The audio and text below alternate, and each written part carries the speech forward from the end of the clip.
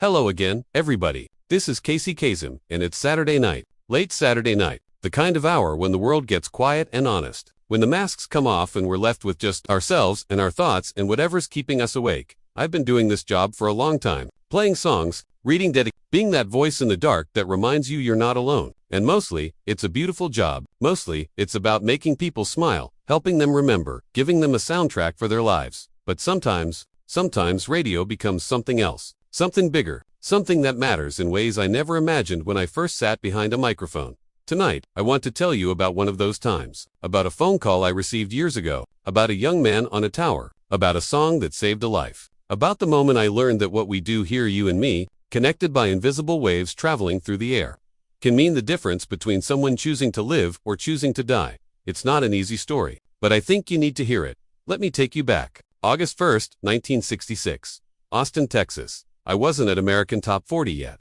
That was still 4 years away. I was just a local DJ at KTBC, playing records for the good people of Central Texas. It was hot that day. Texas summer hot. The kind of heat that makes the pavement shimmer and the air feel thick. I was doing the afternoon drive shift, 3 to 7 p.m., keeping people company on their way home from work. At 3:30 p.m., the phone rang. My producer Tommy picked it up, and I watched through the studio glass as all the color drained from his face. He looked at me with eyes so wide I could see white all around them. He hit the intercom. Tommy, Casey, line 3. There's a man at the University of Texas Tower. He says he has a rifle. He's already fired shots, and he's asking for you. By name, Kasem. The tower, the UT Tower, 27 stories of limestone rising up from the center of campus. The tallest building in Austin. You could see it from anywhere in the city.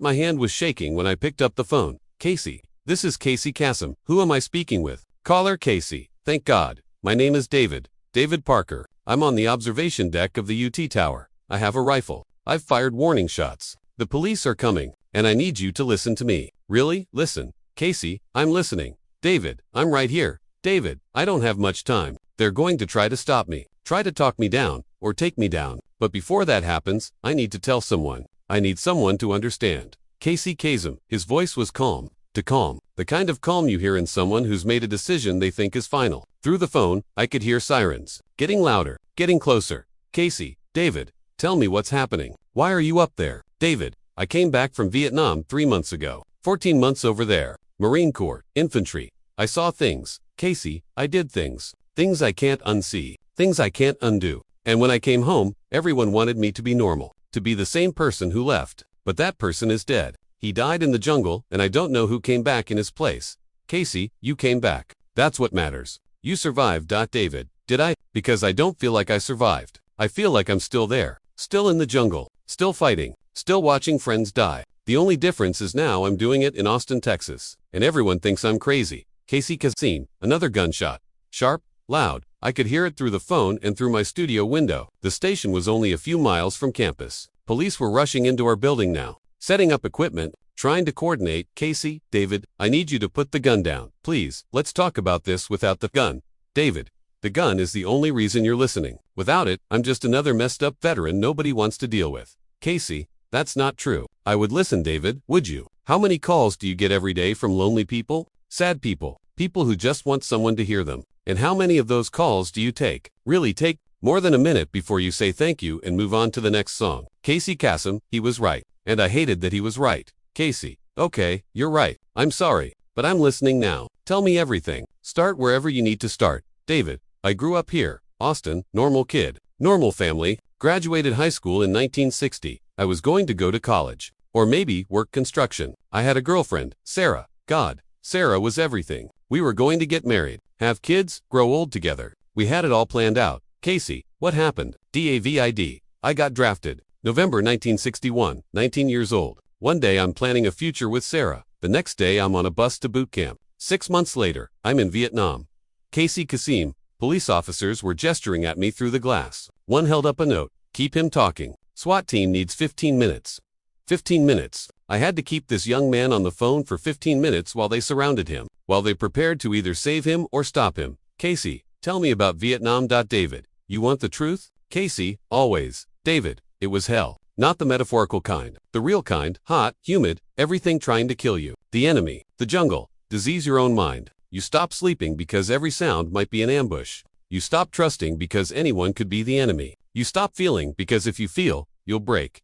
Casey, did you see combat? David, yeah, I saw combat. I killed people. Casey, I don't know how many. You don't count, you just shoot. And then you look around and half your unit is dead and you're still standing and you don't know why. Why you? Why not the guy who had a wife and baby? Why not the guy who was going to be a doctor? Casey Kasem. His breathing was getting faster. He was back there, in the jungle, in the moment, living it again. David, I spent 14 months watching people die. Friends, brothers, kids who were 18 years old and should have been at college parties, not bleeding out in rice paddies. And the whole time I kept telling myself, just survive. Just get through this. Just make it home, and everything will be okay.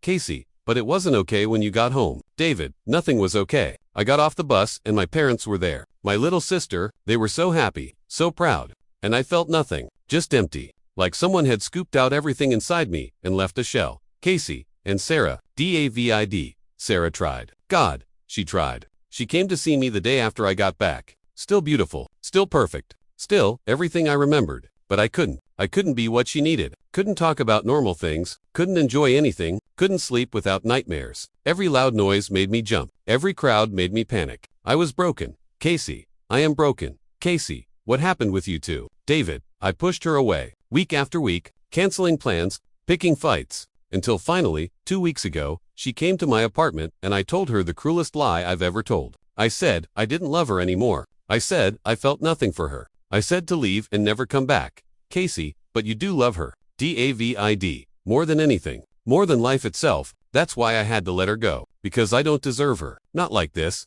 not broken and damaged and haunted. Casey Kasem. I could hear him crying now, soft, quiet, the kind of crying you do when you've run out of tears, but the pain keeps coming.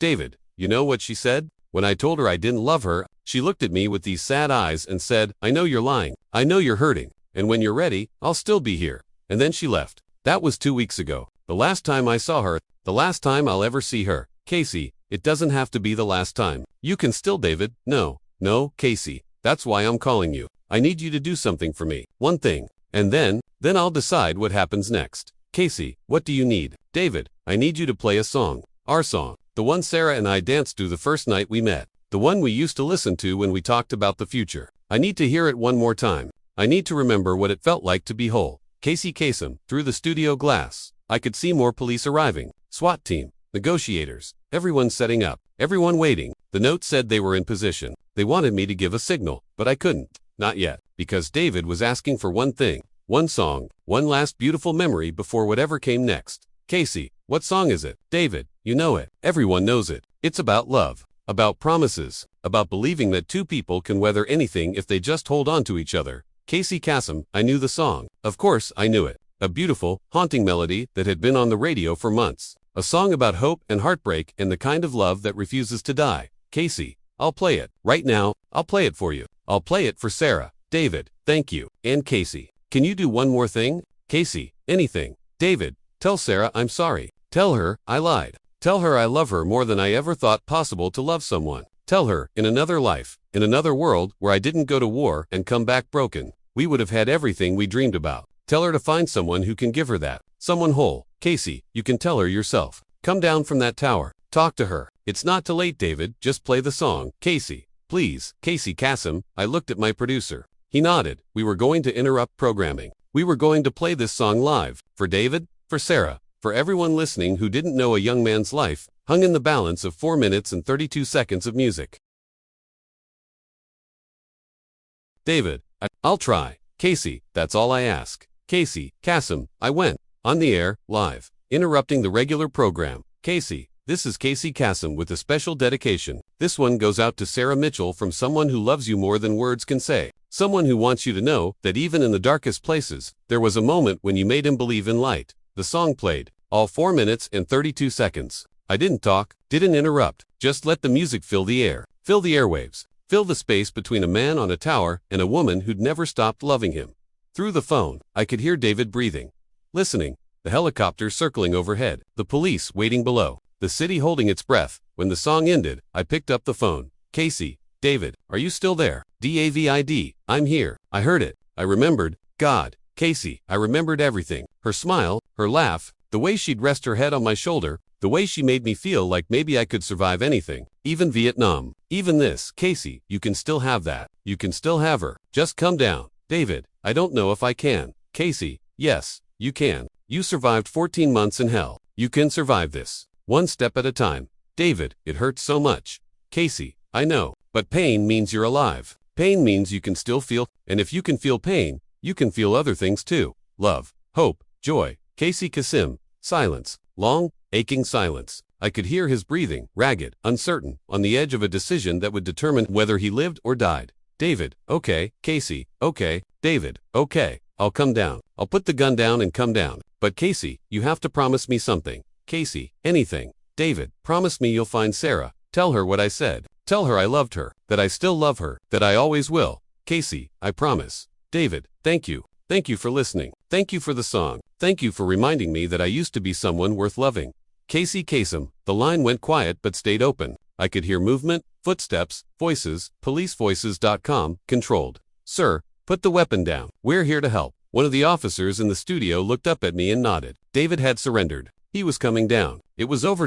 I hung up the phone. My hands were shaking. Tommy was crying. Everyone in the studio was silent, processing what we'd just witnessed. A life saved by a song, by 4 minutes and 32 seconds of music and memory. That was August 1st, 1966. A day I'll never forget. Casey Kasem. But that's not the end of the story. That's just where it begins. David Parker was taken to a psychiatric facility, not arrested, not imprisoned, hospitalized because the city understood this wasn't a crime. This was a veteran crying for help in the only way he knew how. 3 days into his stay, he had a visitor. Sarah Mitchell walked into that hospital room, sat beside his bed, and took his hand. And David cried. He cried for the first time since Vietnam. Cried for everything he'd lost and everything he thought he'd never have. Sarah, I told you I'd be here when you were ready. David, I said terrible things to you. Sarah, I know, and I know you didn't mean them. David, I'm broken. Sarah, then we'll put you back together, one piece at a time.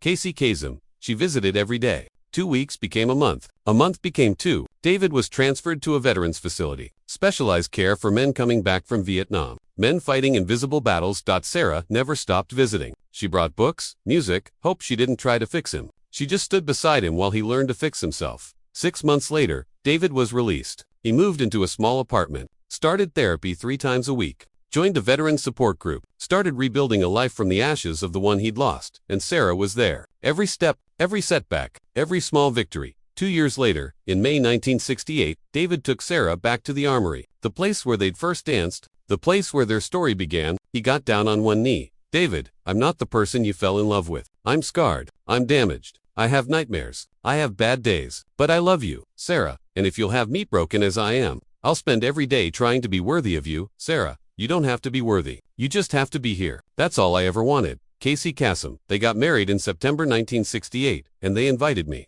David Parker and Sarah Mitchell invited me to their wedding because, in David's words, I'd given him a reason to come down from that tower, but I didn't save his life. The song did. Sarah did. David's own choice to try, to hope, to believe that maybe tomorrow could be better than today. That's what saved his life. At the wedding, David stood up and said, David, Casey Kasem played me a song when I needed it most. 4 minutes and 32 seconds that reminded me I was more than the war, more than the trauma, more than the guilt, that I'd once been someone who could love and be loved. And that reminder gave me the courage to come down. Casey Kasem. They had 3 children, 2 boys and a girl, bought a house in South Austin. David went back to school on the GI Bill, became a counselor specializing in helping Vietnam veterans, men who were where he'd been, men who needed someone who understood. He saved dozens of lives, maybe hundreds, men on their own towers, men who needed to hear, I know it feels hopeless. I know it feels impossible, but it's not. You can survive this. I did. He worked for 30 years, helping veterans, being the person he'd needed when he came home. In 2003, David Parker had a massive heart attack. He was 60 years old. Sarah was with him. He didn't suffer, just closed his eyes and let go. At his funeral, Sarah gave me an envelope. She said David had written it years before. Wanted me to have it? I didn't open it for weeks, but eventually, I did. David's letter. Dear Casey, if you're reading this, I'm gone. The heart gave out. The doctor said it would eventually, but I wanted you to know. That day in 1966, I wasn't planning to come down. I'd decided, the plan was, play the song, say goodbye, end it. But then you played the song. And for those 4 minutes and 32 seconds, I wasn't on a tower with a rifle. I was 18 years old, dancing with Sarah. Bellini. Love could conquer anything. I couldn't pull the trigger after that, because you reminded me what it felt like to be alive. You gave me 40 more years. 40 years with Sarah, 3 children, 5 grandchildren, 30 years, helping other veterans find their way back. All because you played a song. I've told this story 1,000 times to every veteran I've counseled. I tell them, it's never too late to come down from the tower. It's never too late to choose life. The song ends, Casey. Every song ends, but the music doesn't have to. Thank you for playing mine. David Parker CA, CY Kasem. I'm crying as I read this. I cry every time. Because David was right, the song ends, but the music doesn't have to. I've been doing this job for over 40 years, and every time I sit behind this microphone, I think about David Parker, about the phone call, the tower, the song, the choice, and I think about all the other people out there, all the people struggling, all the people on towers, all the people who need a song, a voice, a reason to hold on. If you're that person, if you're on a tower right now, hear me, you are not alone. The pain is real, the darkness is real, but so is the light. So is love, so is the possibility that tomorrow might be better. Come down from the tower, ask for help, call someone, anyone. We're here, we're listening, we're not giving up on you. David chose hope on August 1st, 1966. He got 40 more years because of it. 40 years of love, family, purpose, knowing his life mattered. Your life matters too. Hold on long enough to find out. This is Casey Kasem. This is why I do this. Because the David Parkers of the world need to know they're not alone. Need to know there's a song waiting. Need to know the music doesn't have to end. Keep your feet on the ground and keep reaching for the stars. And if you're on a tower, if the ground feels too far away, just listen. Just for one more song. Just for one more minute. That song might remind you who you are. That minute might change everything. David proved it. This one's for him. For Sarah. For their 3 children and 5 grandchildren who exist because one man chose to come down. For every veteran struggling. For everyone on a tower. For everyone who loves someone on a tower. We're here. We're listening. We're not giving up. The song ends, but the music doesn't have to.